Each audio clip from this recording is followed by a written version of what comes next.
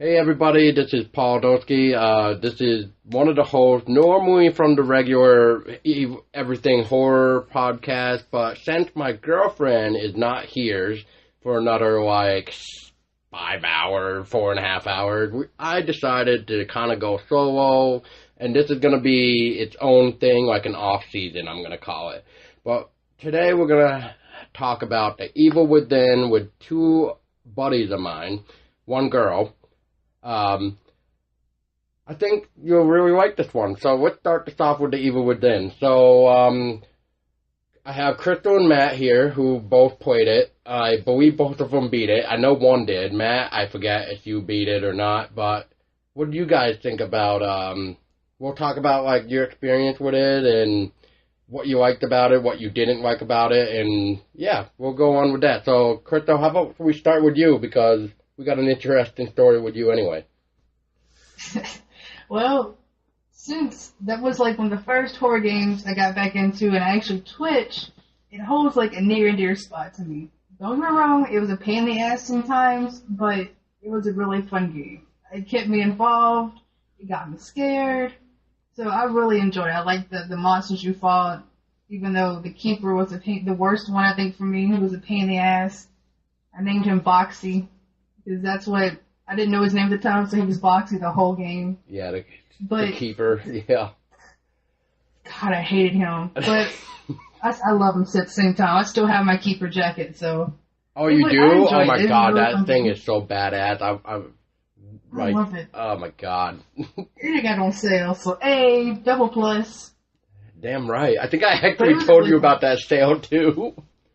You did. You're the one that told me about it. I was like, oh my god, it's cheap, let me get it. So yeah, I'm just want to say. Go ahead. Oh no, I just really enjoyed the game. A lot of people gave it a lot of crap, but really, I actually heard good things about it. No, I heard people gripe about it, saying that it was just a bad ripoff of Resident Evil and things like that. I'm like, well, one of the guys that did work with Resident Evil worked with this. So, well, I mean, yeah, I'm gonna hold you on that one for a minute. Actually, the guy who directed it, is Shinji Mikami, who actually created Resident Evil. Shinji Mikami created Resident Evil, so if anything, this was supposed to be the next Resident Evil of his. That's the way I look at it. But instead, we got Resident Evil 5. I wish it was. Yeah. I remember when Shinji Mikami first announced that he was leaving Capcom, so yeah. And Resident Evil 4 was his last one. That kind of upset me. Because then we got garbage from then on out of Resident Evil. But anyway, what I was going to say real quick, too, is for people listening, Crystal and I, it's actually really funny how we met. And after we met, we became really good friends. She was actually streaming The Evil Within one night. She was on Chapter 10 during I'm going to call it the boss fight of the car garage. And she just kept failing and failing. And I just remember just like, finally, I'm just like, okay, she really needs help. So I get in to the game and I'll let Crystal take the mic. So, he got on, and at the point, Twitch wouldn't let me have chat. So, he would send me messages. So I had to pause the game and go read the messages, and he was like, look, just restart the level, get all the gear, level up your sniper rifle, and just, you had to shoot in the head or something like this? Some of the body part you had to shoot. Yeah, it was the head. Different canisters or something. You're like, just go for the head, shoot and go for the head. So after, I don't know how many failed attempts I did that, I finally beat it, and I was so excited. I was like, oh my god, bless you for helping me on this chapter, because I really was getting mad. It was horrible. And then that started a beautiful relationship, and he helped me throughout the game at the end, because I was still kind of dying on most of the chapters. Well, he helped me, and I beat it.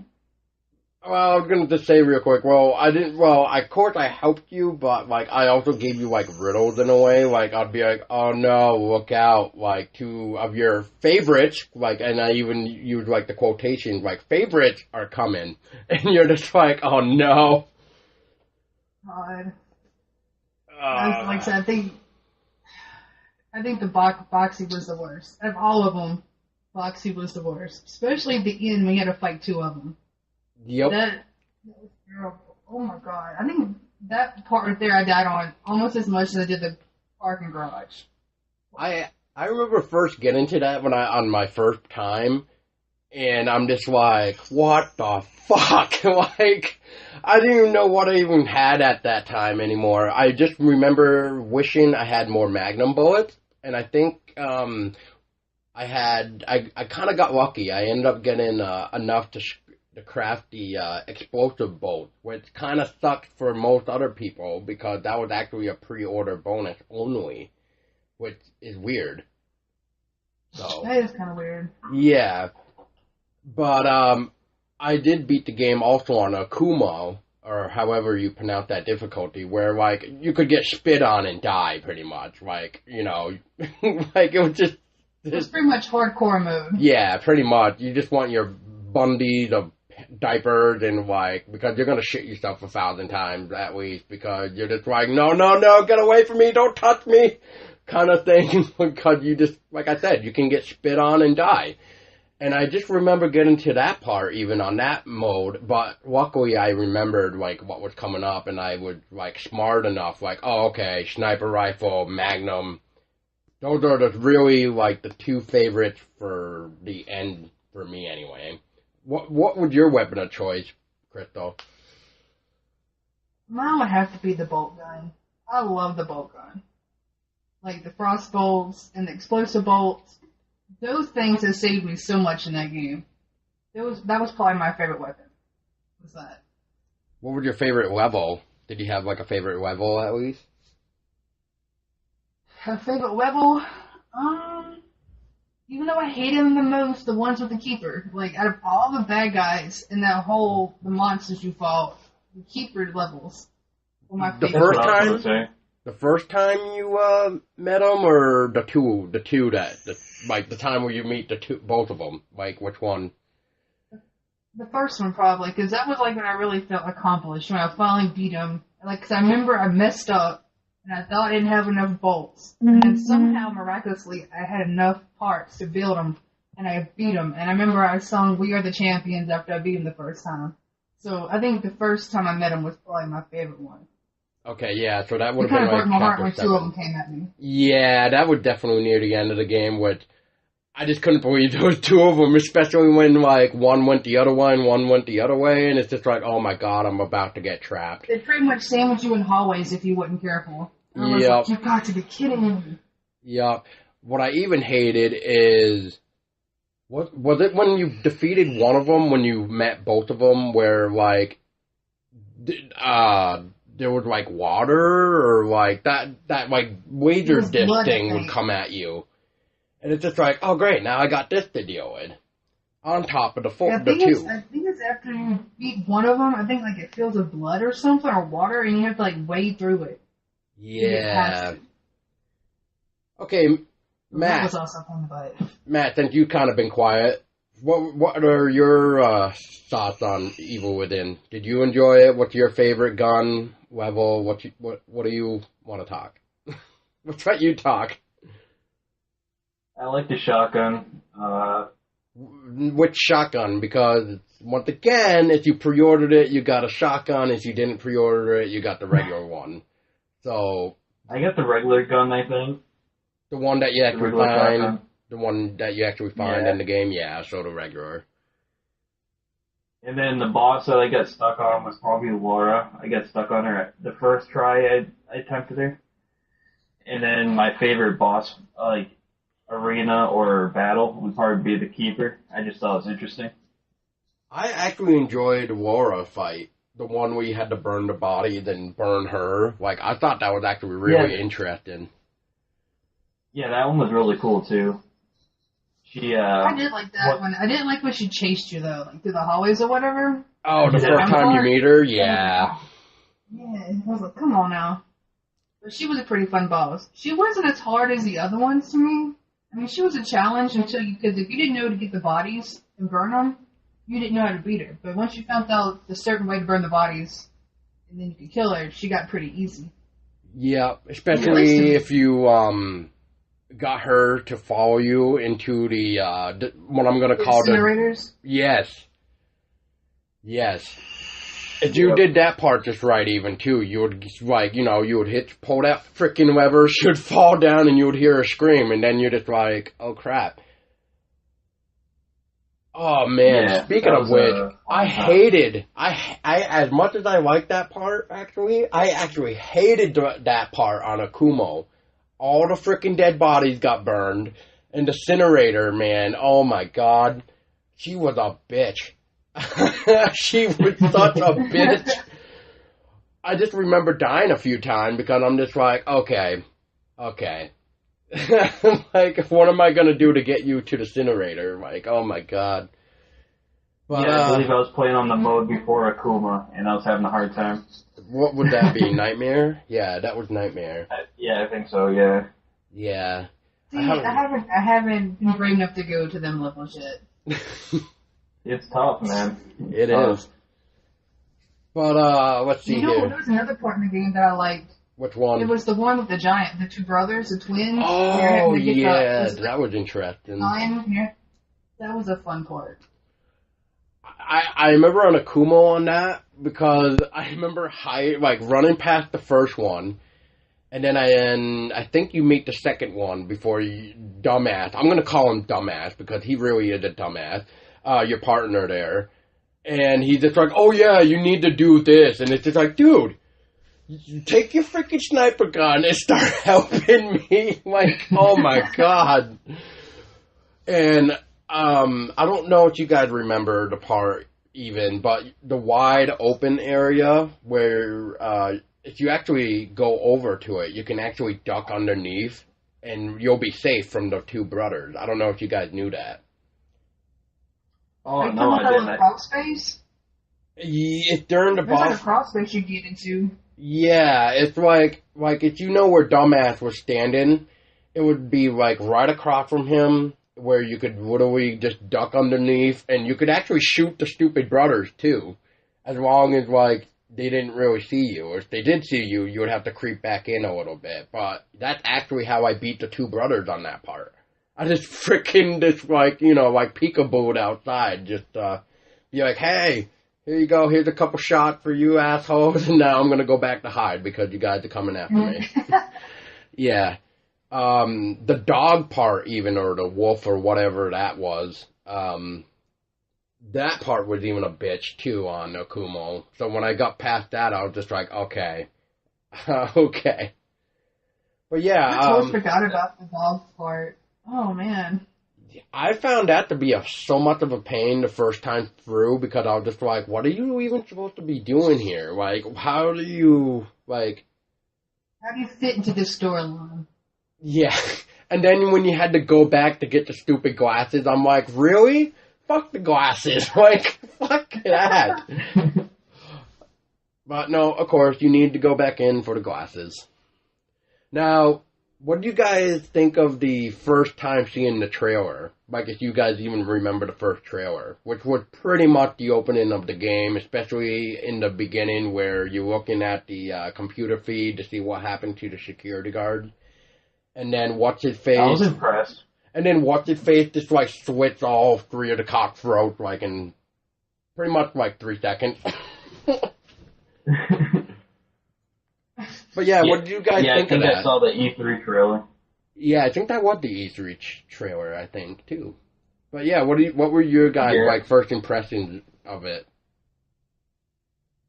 I was pretty interested in it. I was like, this seems like it'd be a pretty fun game. So it kind of piqued my interest when I first saw it. I was like, this is a game I could probably play and actually enjoy. Because it was just something different compared to some of the horror games now. They're all a bunch of just Five Nights at Freddy's jump scares. Jump scares, jump scares, jump scares. And I hate them kind of games. When I saw this, I was like, okay, this looks pretty cool. This brings back old school horror to me. And that's what got me kind of really interested. Nice. And Matt, you were saying something too about the trailer? I got excited for it because, like you said, I didn't like Resident Evil 5 or 6. So when I saw this, I was really interested in it. And then when I finally picked it up, I was happy that I got it. So Yeah, I was really happy with it, especially that I pre-ordered it to get the special stuff. But not just that, but I mean, I played the game and 100% it twice, even all the DLCs. I don't know if you guys ever played the DLC or not, but we'll talk more about that. I did. Both. You did? Uh-huh. Okay. I played, Did you play all three of them? I played Kidman's and I played the Keeper DLC. Okay. Kidman's storyline, and then I played the Keepers. There's a third one? Yeah, there's 3 DLCs. You got the first part of the story, then you got the final part of the story, and then you got the Keeper. Okay, then I must have played all of them. I think I did at least. I know I played the whole game, Kidman's story, and then the Keepers. So. Well, the DLC story was with your partner there, pretty much answering like where she been all that time, because she was dealing with her own problem with the company. Yeah, that's Kidman's story. Yeah. But yeah, the Keeper DLC, oh my god. I love that. I love that DLC. Oh my god. I had a lot of fun with it, and I actually thought it was cool that it went from third person to first person. It was different. I enjoyed it. I enjoyed it.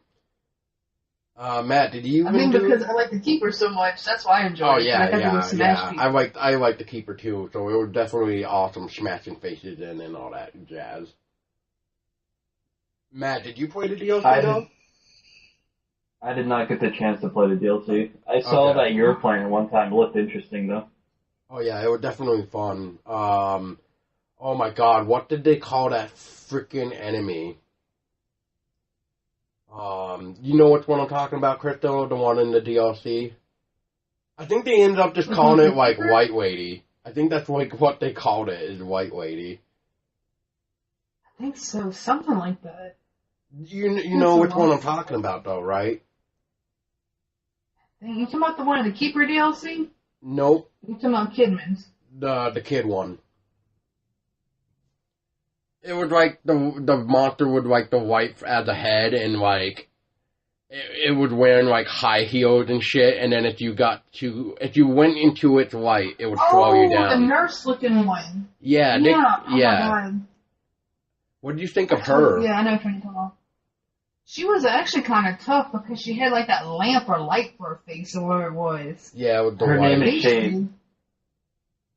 What's that, Matt? Huh? I was asking. Her name is Shade. I looked it up. Huh. Okay. Yeah, Shade, also known as White Woman. Yeah. Okay. She looks funny looking, huh? Well, it's Shinji Mikami for you. I mean, he probably had something to do with it. I mean, but yeah, I know what you mean, Chris. Though when you first like meet her and you're just like, what the, like, oh man. I'm just like, especially like in the computer rooms and stuff when you're trying to get past like all the. When you're waiting for the elevator, like that part? Yes. Yes. When they first, I think it's like when you first meet them. I'm just like, oh my god, what the hell is going on? I don't think that was the first time you meet it, because I think it was like in that weird desk area, like when you see it like shine its light for the first time through the wall to create the door or whatever. I think that was the first time. Maybe it was then. Maybe it was the computer one. I really don't remember the DLC that well, but yeah, you were trying to escape the area or something, so you had to call the elevator, and then load up, like yeah, and then White Woman just comes from the frickin' like wall and just goes, "Oh yeah, here I am." Surprise! Surprise! Now I'm gonna kill you when I find you. I did enjoy it. I mean, she kind of like was the keeper for me. Like, she made me mad, but she's probably my second favorite bad guy in the game. Definitely. But, yeah, so we'll take a break from the Evil Within for a second, and we'll just talk about you guys. So, Chrystello, you have a Twitch channel, correct? I do.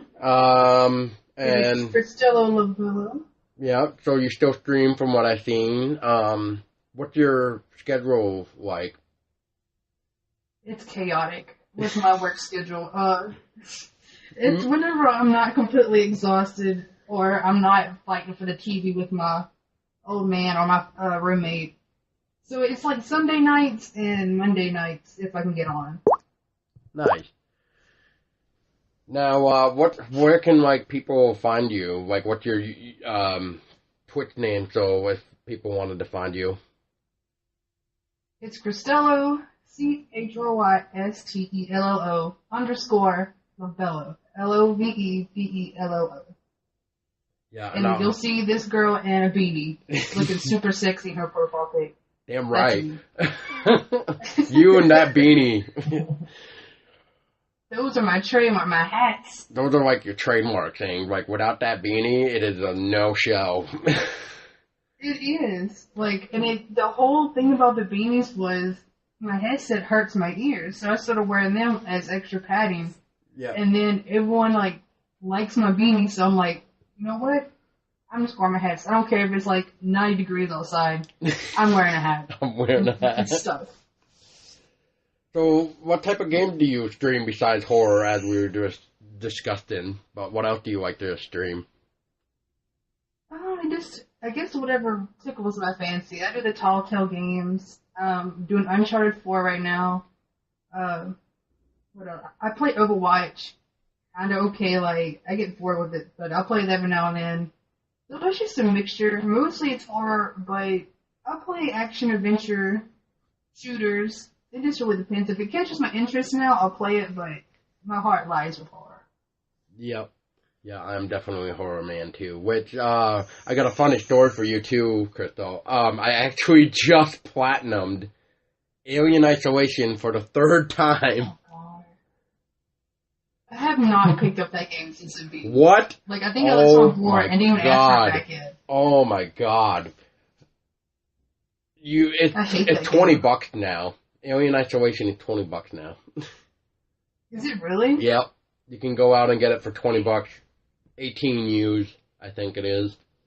So yeah, I would definitely recommend it. It's a good game, but it's a pain in the ass. Like, yeah. It's worse to deal with than, like, I don't know. I think I almost broke my controller a couple of times playing Alien Isolation.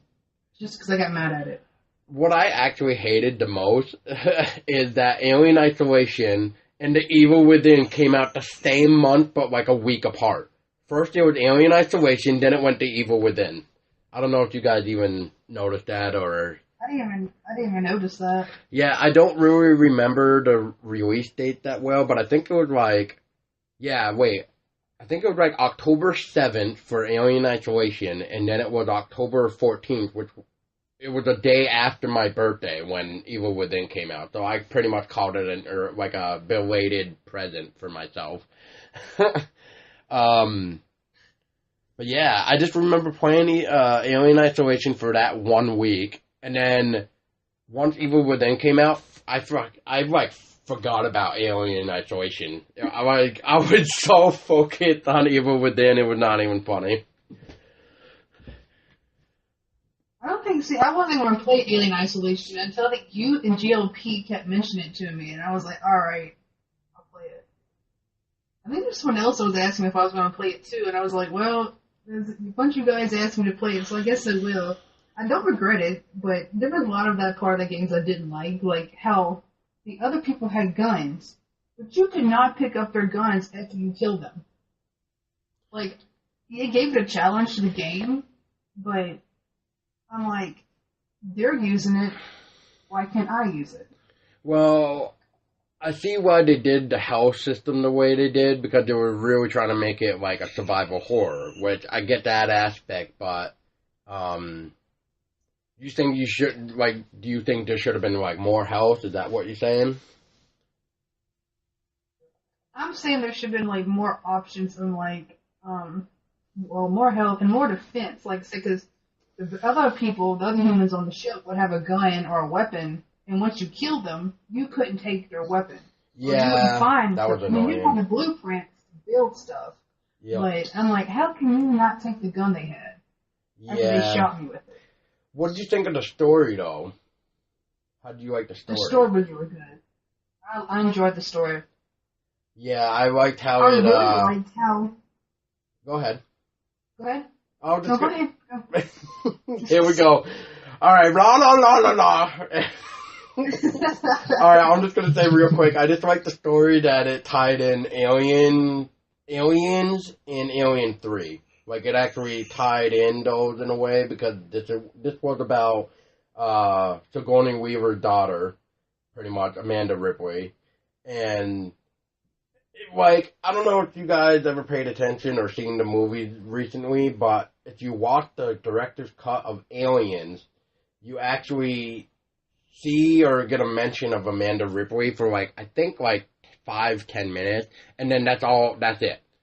So it's nice to see like a little tie-in between Aliens and Alien 3, the movies anyway. But you were saying, Crystal.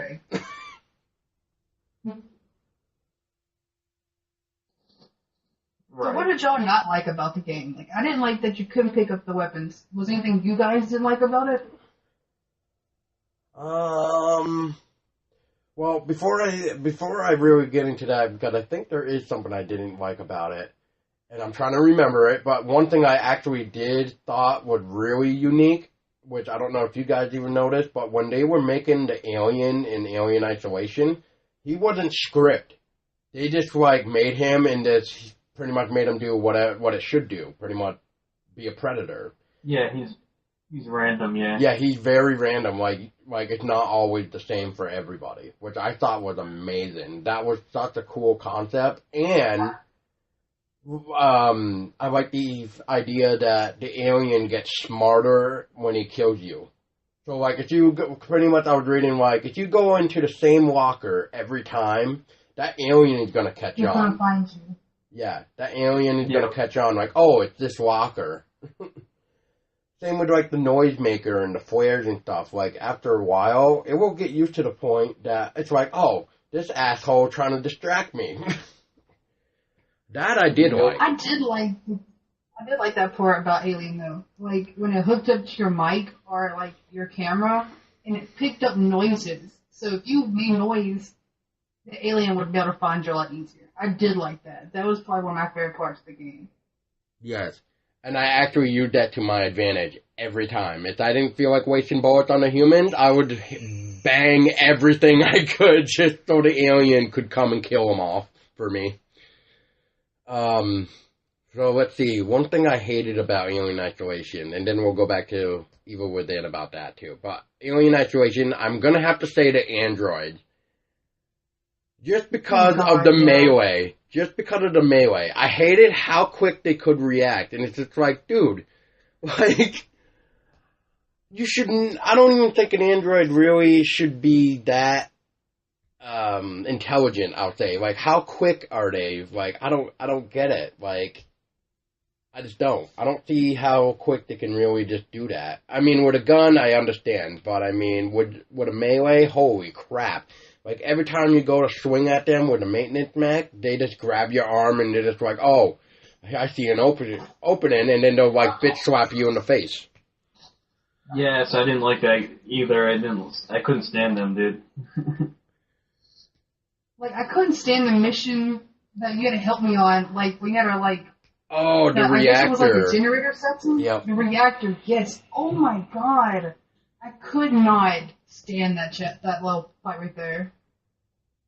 I kind of wish SharePlay would have at least allowed somebody to stream it too, even though it's not them playing it technically, but still. I mean, you gotta admit, you even said yourself, you're just like, I wish I could have streamed that. Cause, wow. I think that was pretty much your comment. It was just... Yeah. But I just play like it was. Yeah. It was a hard game. It was a fun game. Yeah. But I'm trying to think of anything else I would like found interest about Isolation, but really the Android was like really the only downside I thought. Hard, okay. I can understand hard being hard, but I mean, 3 bullets to kill you, like 3 bullets. You were extremely squishy in that game. Yes, but like I said, I understand why they did it because they were trying to make it survival, but they should have at least made it a little bit better too. But I think they had the good concept, but I think they just kind of pushed it a little too far for the survival aspect of it. Well, I don't know if you played it, Crystal. Matt, I have no idea if you even played it because I never even knew you at the time, but did any of you guys even play Alien Colonial Marines? No, I heard it was bad, so I didn't buy it. Yeah. What was that, Crystal? I said I didn't play it, but I heard it was a terrible game. Yeah, I remember following the game, and I was just so excited, especially when Sega uploaded or showed off the 10-minute gameplay with the alien queen and the aliens inside the ship and stuff, and I'm just like, this is going to be a fantastic game. And then, out of the blue, like, when we finally get the game, like, I don't even remember now, like, almost 10 years later, it seems, like, it just took forever. We just get this piece of garbage. And I blame it on Gearbox. That's right, I'm calling you out, Gearbox. Fuck you for ruining Colonial Marines. And for those of you that don't know why I'm saying pretty much fuck you, Gearbox, it's because Sega gave Gearbox money to build and create Colonial Marines, and Gearbox actually used the money Sega gave them, not on Alien Colonial Marines, no. What they used it on? Borderlands 2. That was kind of a douche move. Yep. And then they... I like Borderlands, but they kind of used it for the wrong thing. Yeah. But anyway, yeah, so back to Evil Within. So what did we not like about Evil Within? Did anybody not like anything about Evil Within? No, I thought it was a good game overall. It made a lot of improvements in the horror genre.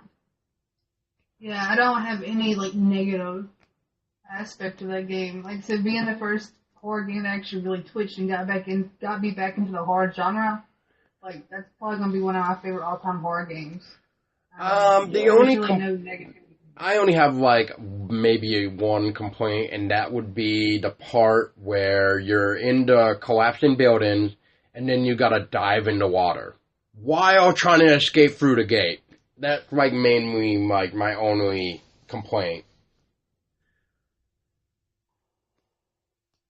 I don't remember that part. You had to like wait for the gate to start opening up, Crystal, and then you had to start swimming to it. And okay. And then if you made it in time, the gate would shut.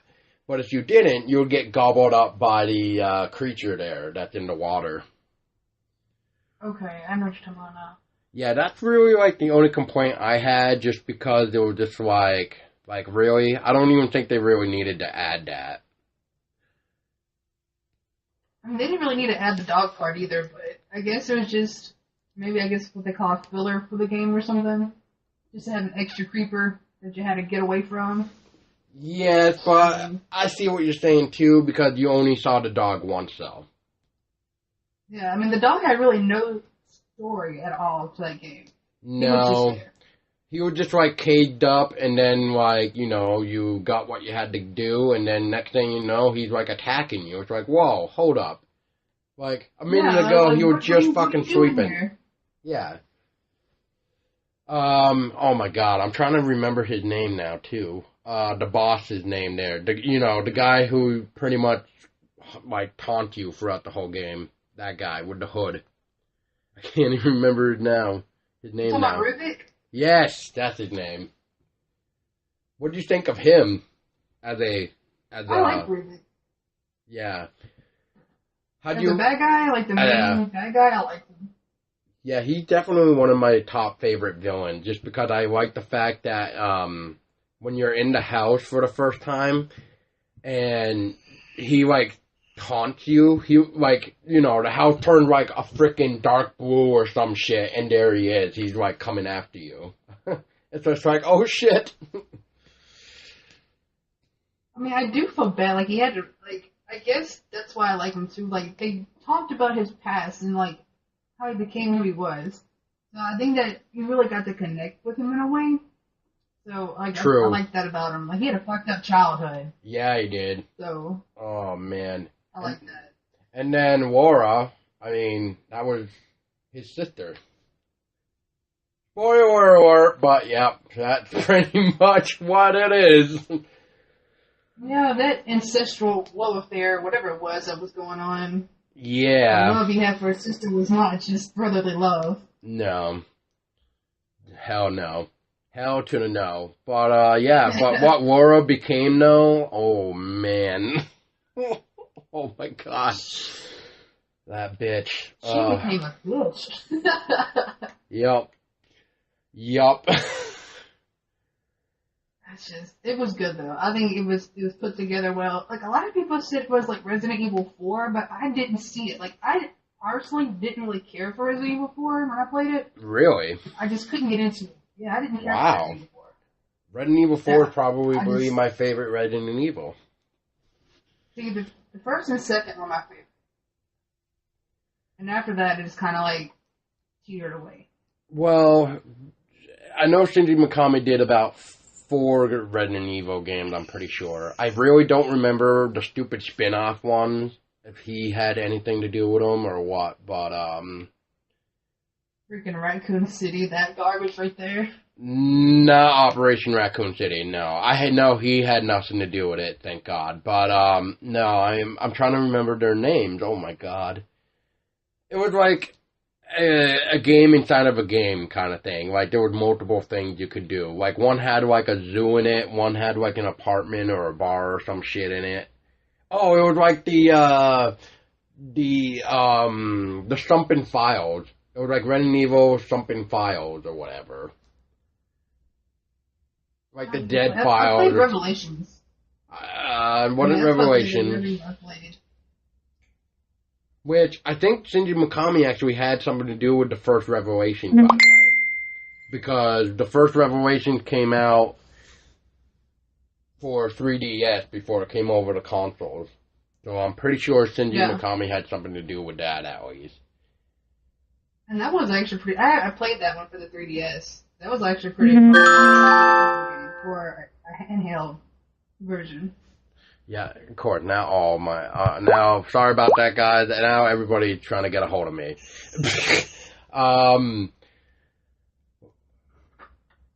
I remember playing it for PS3, and I'm just like, this is really well done. Like, I really liked it. Especially the quote unquote mercenaries that you had, if you even wanted to call it mercenaries. That was even fun. Trying to think what else that we could talk about. Was there anything else that you guys wanted to add? Great game, go buy it, kids. Go buy it. Your money. Yes, go support the horror godfather, Shinji Mikami's project, Tango Gameworks. Go support it. My part 2. And hope that the Friday the 13th game comes out. And hope that what? Right. The Friday the 13th game comes out. Oh, the Friday the 13th game? It's coming out. It's just a matter of when. Keep pushing it back. It's making me nervous. But, I know what we can talk about in a minute. But, Matt. Yes? Actually, Crystal's got to go in a minute. Anyway, but just real quick, Crystal, and then I'll let you go, I promise. But, did you hear that Bethesda was talking possibly about The Evil Within 2 because the first one did so well? Did you hear about that? No, I did not. Yeah. I hope they do. Yeah, there's a possibility in the near future that we could possibly see The Evil Within 2. I hope so. Yeah, I hope so too. But yeah, if you guys had to rate Evil Within from like 1 to 10, what would you rate it? I'm biased. I want to say 10, but that's me being biased because I really like the game. For a game overall, I'd probably give it a 9.8. Yeah. Because there are some things that probably could have changed or done differently. But like I said, me being biased, I don't see it. But for that game, I give it a 9.8. I'm gonna have to give it a 10, me being biased too, but in overall, I would say 9.5. Yeah, same. I'd probably give it a 10, but probably 9.8, 9.7-ish. We're also biased towards this game. Right. It's just a good game. So what do you think of the main character story in Evil Within? What do you think of that? What? Especially, well, Matt, you wouldn't really know too much either of what I'm gonna say to you, but I even like Chrystello when you're playing the DLC, when your partner first meets the main character, and then you learn about like his family and why he had the drinking problem. I actually thought that was actually cool. I did. They told a backstory of why. Wow, what was it? It's not Isaac. I don't think. Sebastian. That's all I remember about his name. Sebastian. Yeah. I just remember Sebastian had a drinking problem. And it's a very good understanding why he had a drinking problem from what he went through as well. So, yeah. I mean, they really got you involved with the characters. Like, they told you stories. The only one that really didn't have a story was the other guy. Yeah, I know who you mean, the dumbass. I just can't think of his name. Yeah. He's the only one. I kind of wish they had a DLC for him, just to give a little more backstory on him. But, I mean, Kidman's backstory was really good, because you had no idea, like, behind the scenes, what was going on. And then when you play your DLC, you're like, whoa, she's pretty much playing for the other team. She's, like, undercover. Spoiler. Well, Another years if you don't want to hear that. Well, I think there was a little bit of his story, but not as much, which I will agree with that. There should have been at least one DLC with him.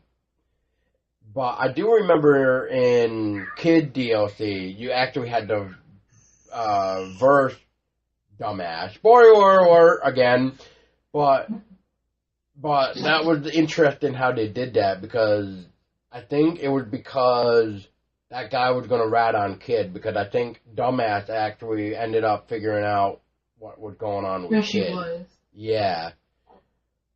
But that's like, I'm not gonna lie. My favorite storyline though, like backstory besides Rubik's, was the Keeper's DLC. Because this whole time I'm thinking, alright, this is one of Rubik's creations. The chest, I always thought like the chest was like how he locked his secrets or whatever. That kept his deepest, darkest secrets, and that was what created the Keeper, and then you play the Keeper's DLC, and you see who the Keeper is. Right. So I thought that was really cool, and you read all the files, and it tells you who you're going to fight, and this and that. I'm like, okay, that's pretty cool. Oh, speaking of files, what do you think of the missing people flyers? That was pretty interesting. Yep. I don't want to say too much about one, but that final missing person one, that was cool how they did that. If anybody remembered the final missing person one. I remember some of them. I don't know if I remember the last one, but I remember some of them. I just thought it was interesting that they had like the missing files and stuff, though. If you remembered it, well, it was the person who helped you along the way, if I may say. If that helped you guys at all. It's the person that helped you along the way, kind of. No? Was it a female? It was a female. I think I knew who it was. I'm not going to say it, though. But I think I knew who it is. Yeah. Yeah, I'll message you in a minute, Chrystello, to see if you were right. But yeah, I thought that was kind of interesting when you see the final missing person. It's just like, really? Like, that's That was interesting. Yeah, Matt, since we haven't really talked to you, because Chrystello, don't you gotta go? I don't know how much longer you have. I do. I do have to leave. It is, yeah, I got to go. All right, Chrystello. I gotta go pick up my... Yeah, well, yeah, that's important.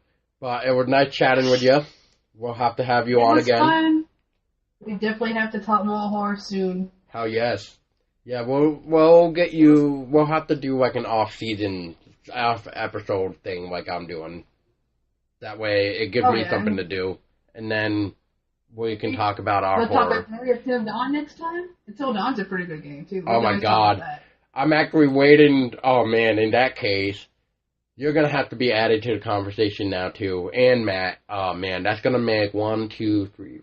We're gonna have 5 people, including me, talking about that game. That's gonna be a fun. Woo! Party. Oh my god, that's gonna be so fun. And yes, I'm probably gonna be drinking that episode because it's gonna be a lot of fun talking about that game. I already know that.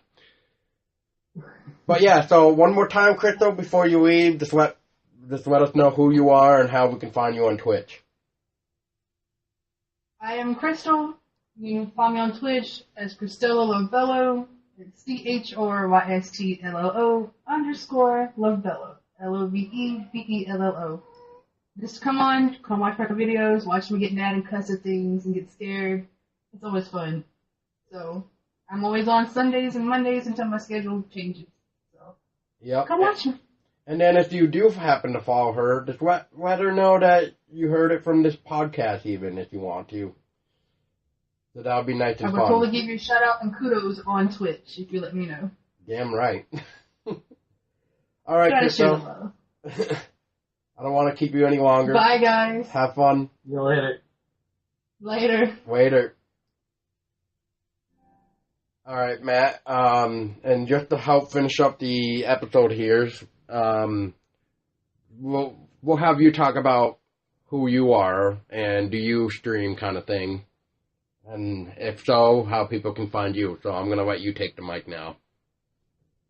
Alright, my name's Matt. You can find me at YouTube. It's Gaming Hours, all capitals. And yeah, I do that on a daily basis pretty much. So hit me up there and yeah. I don't do Twitch yet. I want to do it though. Well, what type of game do you like to stream or record? I record pretty much all the AAA games that come out, but recently I've been playing a lot of Resident Evil 7. So we'll talk about that for like a couple minutes. But what was your take on Resident Evil 7? Did you like it? Did you hate it? I liked it. There's times that I didn't like it, but it was just because of my fault. It wasn't something the game was doing.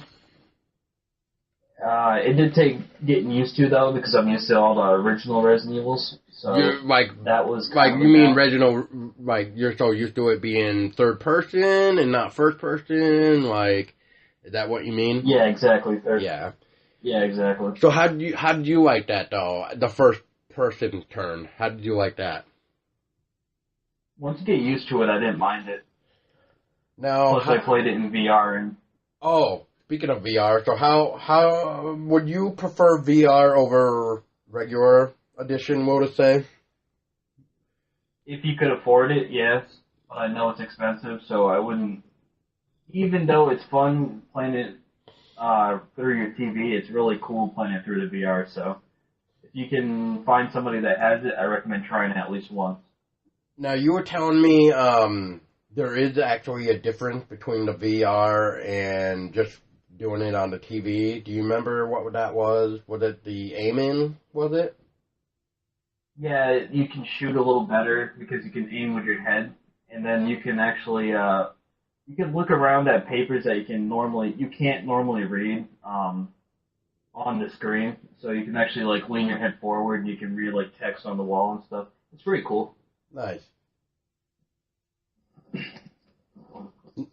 Was there anything that you really didn't like about the game? Or I shouldn't say really didn't like, but you know, that you found like could have not been in the game? There was a few things, but I'll have to like think for a second what they were. So maybe next time I'm on the show, I could bring them up. Definitely, because I definitely know we'll have to do a show just on Resident Evil 7. Yeah. I don't know. As me being a fan of the original Resident Evil, I kind of find it to be very different. I did like the idea of first person. I like that they went a whole new different way to try out to help bring back Resident Evil, to help revive it, I should say. But I just think, I just think they failed for me, for like my taste, because Matt, as you know, you helped me platinum the game because I just couldn't, I just couldn't bear to just do it. I'm just like, oh my god, like, I'm just so used to. Well, one thing I'll just say real quick, and then I'll let you take it back. But one thing that really frustrates me is first-person games. Okay, I'm kind of used with Call of Duty. Yes, I used to play it. My last game was Call of Duty Ghosts. None of this futuristic bullshit. Get that shit away from me. If I want to play Halo, I'll go fucking play Halo. If I want to play Destiny, I'll fucking go play Destiny. But I don't. So I just want to throw that out real quick. But anyway, what I want to say real quick is I hate the aiming of Resident Evil 7. I like the fact that, like Call of Duty, where you can actually bring the gun to the middle of your screen to know exactly where you're aiming. Not this fucking, oh, I'm gonna aim, but it's gonna be like a hip shot. It's like, what the fuck? Like, that's so stupid. Yeah. But that's it's kind of like what... Go ahead. It's kind of like how me and you were talking when I was doing the share play. It was... The aiming's already bad, so when we were share playing, I had to aim at people's chests because I couldn't aim at their heads. Yeah. And I felt like it was more the game than it was share play, because I've share play games before and I was fine. Right. So yeah, I do agree with that. Yeah. Other than that, I don't know. I mean, I guess I'm just so used to the original third-person stuff that I guess first-person kind of maybe killed it for me. But, I mean, I am playing it still, at least the DLCs. But, I mean, do I really like the game? It had its moments, I guess. But story-wise, I'm not too fond with it. But if I had to rate it, I would give it a 7 out of 10, I guess. That would be my rating. Right. Mine would probably be an 8, even though I really like the game, but I've played better games already this year. Right, which we'll probably have to talk more about that too. Yeah, I think that's really it for me that I want to talk about. Matt, is there anything you want to add real quick? I loved the conversation we had here, and I hope to be back on your show. And we'll definitely have to have you back on, especially with Chrystello. And then that one day when we can all get together and talk about it until dawn, that's going to be one hell of a podcast. Holy crap. I can already tell. To put this out here, I'm a shy person, so me actually doing this is making improvements. Yeah, I mean, I used to be shy, but it took me a while to even do something like this myself. So as time goes on, as long as you got certain people doing things with you, that's what matters, I guess. Because remember, I'm only doing this for fun. This is just a new hobby of mine that I just would like to do. Because, I mean, I know how a lot of people, if you state your opinion, you get slammed for it. Well, I'm going to just say, fuck you all. This is my opinion. And if you don't like it, I don't fucking care. So, there you go. Matt, I know you have the same attitude too, so, I mean, if you don't like a game, then you don't fucking like a game. If you love the game, then you love it. So. Exactly. Me and you've had this, me and you had opinions that I felt differently, and you know how I feel about it. Yeah. And it's the same for comments on YouTube, so it's like... Oh, man. So many trolls on the internet nowadays. So many. Yeah. But anyways, yeah. Well, yeah, I mean, well, so, okay, so since we got a little bit of time here, Matt, have you experienced any fucking trolls on your YouTube? Yeah, and most of the time they get auto-blocked anyways because of the spam, which is kind of funny. Why? What do they do? Like, what do they do to spam to get blocked? Like, what do they do? They swear and threaten, and then it blocks them automatically. So. Oh, very nice. Very nice. Yeah, so you will see hate comments on my YouTube, but most of them are positive, so it's pretty cool. Well, that's nice. That's good to hear, Matt. I know when you first started YouTube, to my knowledge, you actually had a lot of problems with your videos, didn't you? Copyright strikes, yeah. Yeah. And I just don't get it. Like, why would you get a copyright strike if you can record the gameplay? I don't understand it. I mean, you're pretty much you're trying to sell to other people in a way. Like, you know what I mean? Like, you're showing off the game, yet, like, you know, it's not like you're saying, I don't know, I'm just trying to think of something now, but this is going to be completely made up and probably sounding stupid, but, you know, it's just like, oh yeah, dude, like we were just talking about with Evil Within, like, it's like me going and playing and being like, dude, I fucking love this game, and you would too. Go get it. No, because how am I going to know if that person gets up and actually goes out and spends like $20 or 15, whatever it is now, and then they fucking hate it. Like, you know, kind of like you and me, Matt. Like, you play your Dark Souls game and I don't anymore. Yep. Yeah, exactly. People have their opinions, and that's just the way it is. You can't care about some people's opinion. Yeah, exactly. But yeah, I think that should wrap it up. So yeah, I'll give Matt the mic one more time about how you can find him again. And I know we probably just heard it like 3 times now, but just for other people, go for it, Matt. You can go to my YouTube channel. It's Gaming Hours, and it's all caps. And yeah, if you come over, tell me if you found me through Paul's channel. Oh, through the podcast, yeah. Which, by the way, my podcast is available on YouTube as well. I will be uploading each episode as they get recorded. So you don't even have to listen to it on Podbean. If you want to, you can just scroll on over to YouTube, because they will be there. And they will be under my YouTube channel called Devil Thunder HC, which used to be my gaming account, but now I don't really do it that much. It's more like every now and then, I guess. But I'm trying to make it do a comeback with this podcast, so you can go to youtube.com Devil Thunder HC, and you will find it. And once again, thank you, Matt, for being on here and chatting with me about the Evil Within. No problem. All right. Take care, guys.